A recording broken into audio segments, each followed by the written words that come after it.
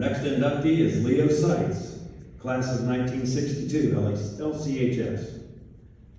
Leo was a three-sport athlete at LCHS, participating in football, track, and baseball. He was all-conference, middle linebacker, and center in football his junior and senior years. Honorable mention as a sophomore.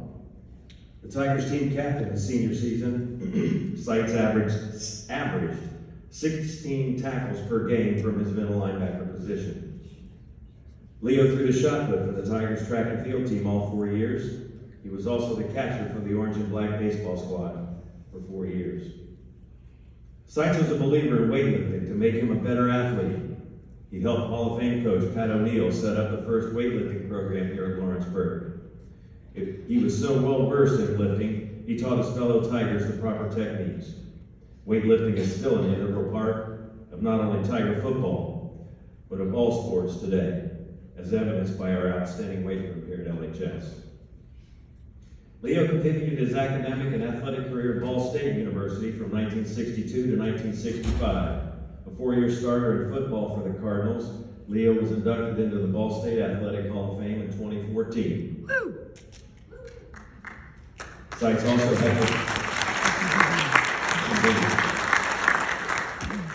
had professional careers in the Canadian Football League and the professional wrestling ring. Leo competed in powerlifting well into his 60s, capturing several first-place finishes in bench press and deadlift. After leaving football and wrestling, Leo turned his focus to coaching. He learned his love for coaching from his high school mentor, Pat O'Neill. Seitz was a strength coach in the NFL, the CFL, and for several high school football programs in Texas. Ladies and gentlemen, Leo Seitz.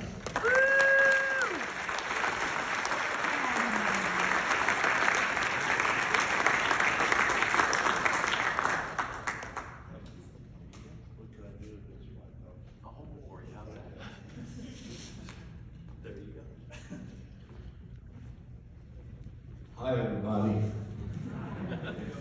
Thanks a lot for being here. I'd like everybody to touch their head, their heart,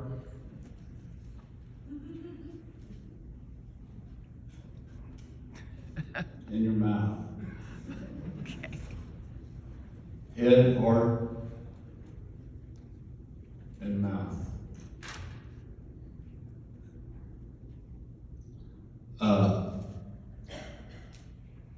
Sturgeon's here somewhere. Sturge, you remember when you and Feaster and I used to go 3 to a ball in practice when I was a freshman? And you were 2 or 3 years ahead of me, and so was Feaster. I was 5'3" and weighed 135 pounds. Sturgeon was about 5'11", 190, 95, and Feaster was about 5'11", 265, and Pat put me with those two guys. And I asked him later why he did that, and he said he saw something in me that I used to, let me back up a little bit. I was up here with the guys, upperclassmen. I was a freshman. And then down here were the sophomores, and way down there was the guys in my class, bumping boots and the tackling drills, tackling with their arms, and not Feaster and Sturgeon. I had to listen to what Pat taught me, to get low, stay low, and every day there was a ball carrier, a blocker, and a defender. And we did that drill every doggone day. And I like to watch these pro games on TV when a guy gets his bell rung and he's out 2 weeks. Well, that's a daggone joke to me. It really is. It's a joke. Hey, I had my bell rung every night mile run. And I did not look forward to going out there after Cal to face Sturgeon and Feaster, because those guys meant business. Well, I had a pretty good year, and after the season was over, I begged my dad to get me a set of weights. And he got me a 110-pound set of barbells with a directions book. And I studied that, and I followed that program to the letter. When those weights got too light, show you how Lawrenceburg changed those. Some of you here maybe remember the Greendale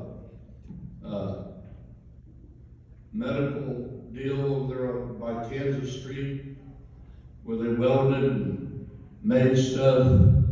Anyway, the guy that ran that company's name was Russ, and that's been about 60 years ago. So I can't really remember anything, but he took a copy of each plate I had and made me a boatload of all those weights.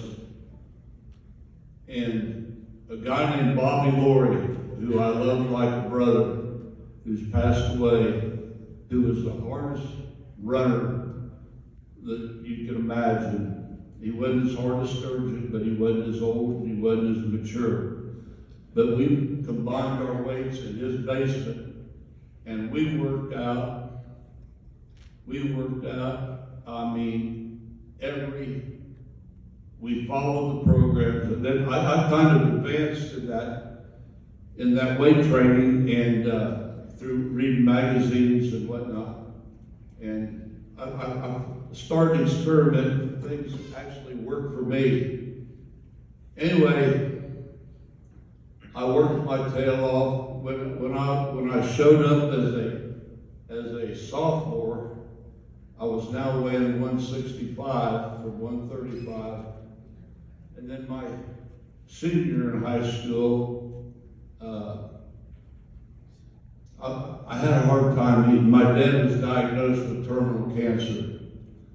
And I did the weightlifting, and he encouraged me. And when I was a senior, I weighed about 195. And I had a real good career in Lawrenceburg High School. I played both ways. I played center and guard on offense, and I was a linebacker on defense, and I averaged 16 tackles a game. And I knew that I had the Holy Spirit in me, because I'm a devout Catholic. But I honestly would not have felt bad if I hit somebody so damn hard out there that they died. I mean that. If they died, they were in the same boat I was in. If they died, they died. They were doing something they left. My prayer to God was, God, I'm not scared of dying out here. When I was playing pro ball, I was on the kickoff team, right next to the kicker, right before he took off to kick the ball. I was the wedge breaker. I said, God, I'm not scared of dying, but please don't leave me after this game paralyzed. And that's how I went about the game. And I made all conference and honorable mention all conference as a sophomore, junior, and senior, all conference. And my grade just went to pot with my dad being sick. A lot of schools, Eddie Miles and Xavier, and I forget the guy at UC, they were in contact with Pat about me, but then my grades took a big dip. And a guy was coaching in Connersville that was a graduate of Ball State, and he was going to go back to Ball State and coach their freshmen. Well, he called our house, and he said he wanted to talk to my dad. Well, actually, Dad was not up to the talk. So I said, I'll just talk to you, Coach. My dad said, you come up here. He said, we'll help you out with your tuition and all that, which back then that wasn't much money. And if you show you can do it, we'll put you on a full ride. Well, I did it, and I ended up starting for them for 4 years as an offensive guard. I was a starter. My first day out of freshman practice with the Ball State Fighting Cardinals, there was 210 freshmen. And last week, we had a reunion of that team, the first and only undefeated team in Ball State's history in bowl games. We were undefeated in the regular season. We were undefeated. Tennessee State tied us up. Get this, today, if Florida State had 9 guys starting in the NFL after their senior year in college, that'd be headlines. 9 guys off Tennessee State's team made it in the NFL.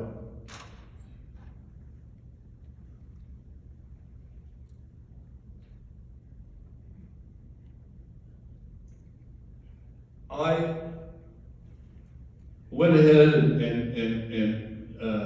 the team first team I was with was Montreal, and I got cut. And Sonny Detmer, who I hope someday is in this, was my next door neighbor, and he went to Florida State out of Wharton Junior College in Texas. And then he ended up with a team called the San Antonio Toros of the Continental Football League. Back then there were 6 AFL and 6 NFL teams, not many jobs available. So some businessmen and former front office people in the NFL put together this league, and they called it the Continental League. Now, what is there? There's 31 or 32 teams. And I don't know what the roster number is, but back then it was minuscule compared to that, and there was a lot of good talent in that league. Came down here and had a lot of success with the football and sustained some injuries along the way. I'm going to get a hip in 11 days, for the second time, a hip. And I had 4 knee surgeries on my right knee, and that's okay. They had shots they could give you and tape they could use that could get you back out there on the field. Am I right, Sturge? Darn right.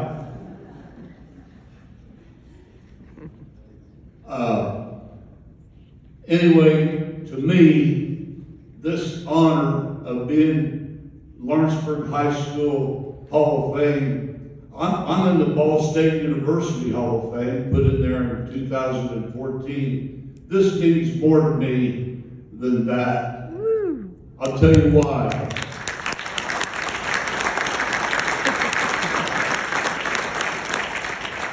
My heart, there's something about Lawrenceburg people. For example, who has the pleasure of knowing Tom Rogers or Pinhead Lansing?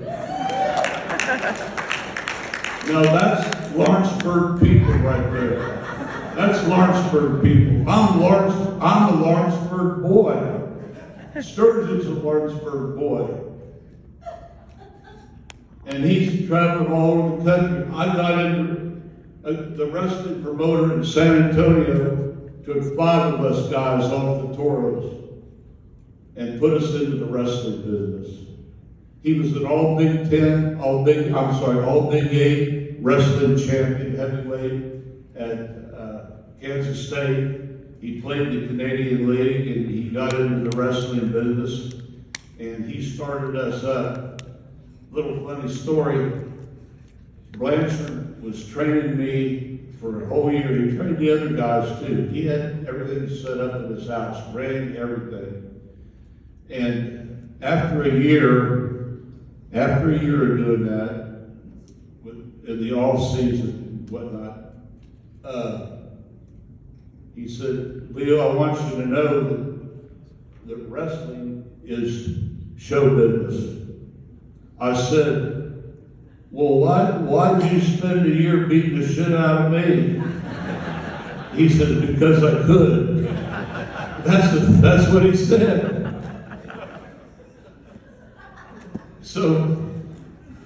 So I started that wrestling career, and I pulled my dear wife and kids around this country, pulling a U-Haul, and things got better and better and better. Some of you may remember Dick the Bruiser tearing up the radio station on the Saturday Night Wrestling. I got to be real close with Dick. He was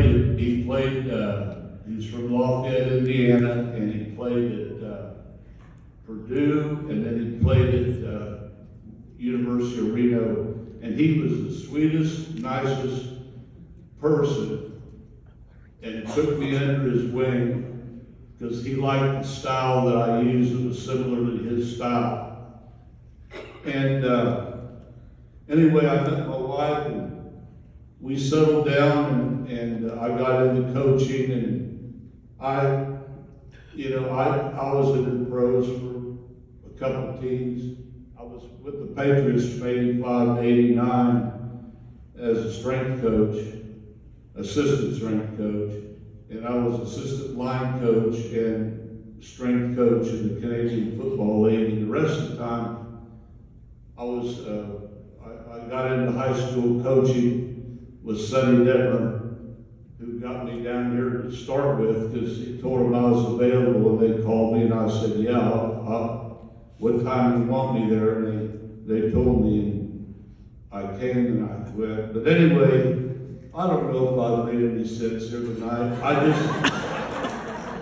just hope that if there's some young ones out there that are, whether it's soccer, it don't matter. Your head, your heart, and your tongue. Head, heart, and tongue.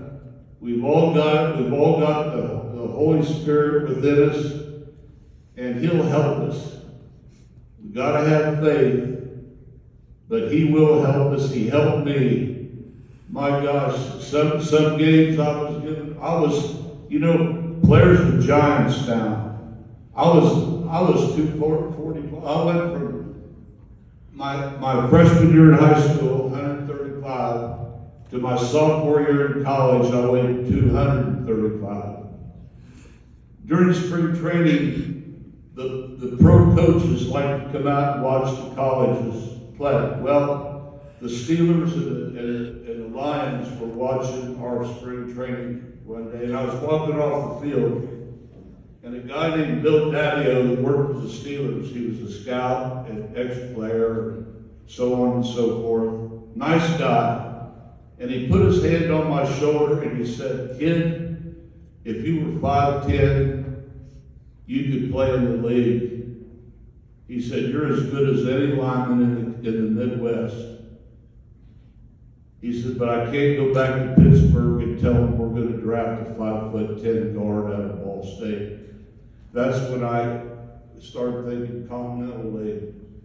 And boy, I gave away a lot of size and height and arm span, and I could also deep snap, which I want to put a plug in for my grandson. He's the starting deep snapper for UTSA, which I taught him how to do. Woo! Go Yes, Go As a matter of fact, if you're really a Lawrenceburg UTSA fan, give them a applause. Woo! That's not worth the crap, that applause. Come on, let's hear it. Woo! All right. Anyway, thanks for your time. Woo! I hope I didn't bore you. Good job. Thank you. Woo! Good job, Daddy.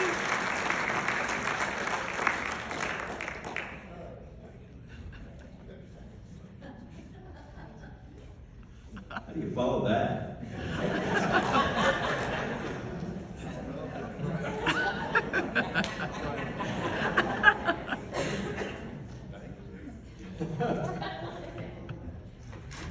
Our final inductee this evening is Brian.